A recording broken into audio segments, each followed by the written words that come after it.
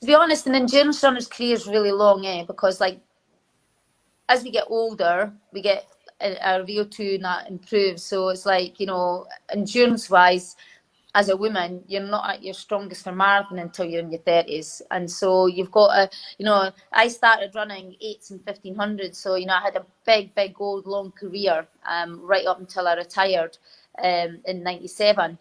And I only retired because I had arthritis in my foot. It wasn't due to massive injuries or whatever. It was a genetic thing that I had in my foot, and my sister's got the same thing. Yeah. But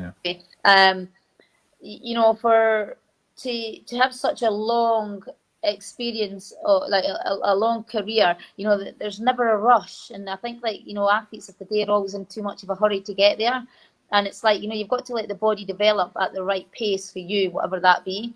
And so for me, I always knew in my mindset that, I was a long distance runner. The marathon is going to be my ultimate. That's where I'm going. And I always knew that from sort of 17, 18, 19 years of age. But I had a lot of work to do before it. It took me 10 years of training to be Commonwealth Games champion. And then it took me a further 10 years to be London Marathon runner. Yeah, it's a long old time of training. It doesn't happen overnight. And every race isn't a victory. There's more bad races that you need to accept the experience in than before the ones that you win and get the glory for. The glory ones are few and far between. There's a lot more heartache and disappointments along that time period that nobody ever really sees, and you've got to deal with it and get strong with it and learn from it. And, I was a great believer that every race gives me an opportunity, whether it's a good race or a bad race.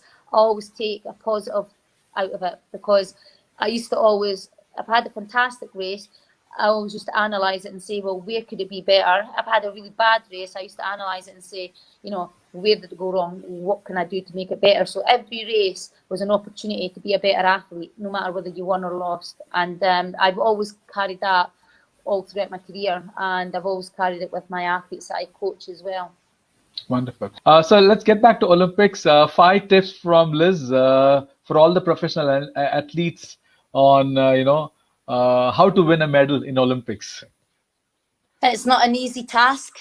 To win a medal is just being a very dedicated trainer, an athlete that knows their discipline. So like my 10,000 meters, I knew how to run that inside out. You've got to decipher how, what time you think is going to win that race, and then you need to plan how you're going to run that time. And it takes a lot of training, it takes a lot of planning, and it takes a bit of luck as well. And like for when I won my world title, I trained for 3 years specifically for that one race. I knew it was in Tokyo. I knew it was going to be hot and humid. I'm from Scotland, which is not hot and humid, and it's not warm. Yeah. So I took off to Gainesville, Florida, and I trained in Gainesville for a few months to get used to the humidity. I set up a treadmill in a steam room, and I trained some ridiculously tough sessions in a steam room, so it was humid, and I got myself into faster shape than I believed would have had to take to win that race. When I won my Tokyo title, I was in sub 30-minute shape for 10K. I firmly believe that heat and humidity is just as stressful training environment as going to altitude. So I didn't go to altitude. I always went hot and humid. And I think I got some great results from training in extreme weather. Like I'd be in Gainesville, it would be like 90% humidity, and it'd be about 89, 90 degrees. It was awful. And I remember doing sessions out there, and people from the Team Russia, looking at me thinking, what is she doing? And I was just, I used to train at the hottest time of the day, just to put the stress through me. And it paid off, because, in that race in Tokyo, it was, I think they said it was like the humidest and hottest recorded. It was the first time they ever put water onto the track so that you can actually take a drink of water while racing for 10K.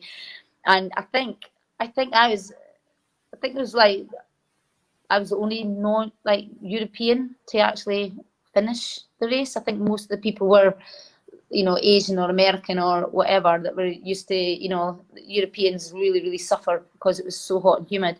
But you know, I had purposely planned 3 years work to try and get it.